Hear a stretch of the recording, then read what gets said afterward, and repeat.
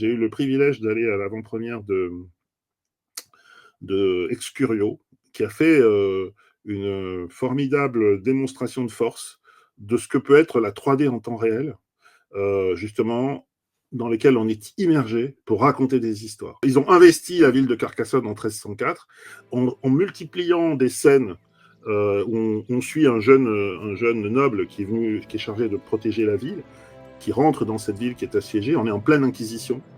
On rencontre les personnages clés de l'époque, que ce soit le grand inquisiteur, le roi de France, le noble qui tient la cité. Il y a des personnages de fiction, des personnages historiques.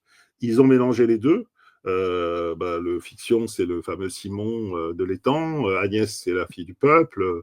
La guérisseuse, qui est la mère ou la famille d'Agnès ou sa tante. Et puis, les personnages historiques qui ont vraiment existé.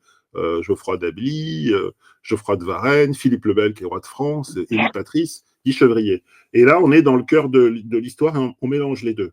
Et cette expédition immersive, ça devient une leçon d'histoire vécue dans la ville de Carcassonne, dont on connaît les remparts, mais on la voit de très très haut.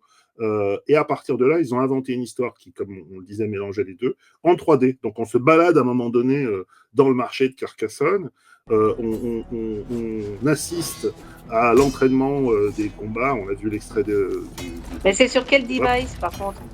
C'est un HTC Vive pour ceux qui sont des connaisseurs, mais c'est un casque en réalité virtuelle. C'est de la 3D en temps réel. Ça veut dire que pendant 45 minutes, on se balade dans un espace virtuel qui est constamment recalculé. Voilà, ça fait des scènes de ce genre-là, sauf qu'on est à l'intérieur, à côté du combattant. On est en immersion.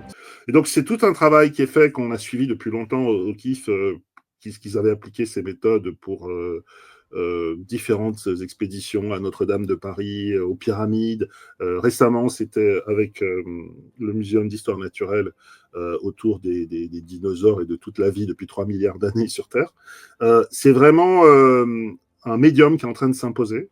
C'est une société française qui fait partie des sociétés de pointe, qui a réussi, en fait, à toucher du public en masse, qui a un réseau de distribution qui est en train de se construire dans toute la France. On est, je pense, en train de voir un nouvel entertainment. En France, il est très culturel. En Espagne ou dans d'autres pays, il est beaucoup plus entertainment, avec des histoires d'entertainment. Mais c'est une originalité. Et pour le coup, c'est un mélange entre le réel et le virtuel à travers cette technologie. Et je pense que c'est un tour de force. Parce que là, ça se met à ressembler à du cinéma, en fait. Du cinéma à l'intérieur duquel on est et avec l'ensemble des personnes avec lesquelles on part en expédition, on partage quelque chose.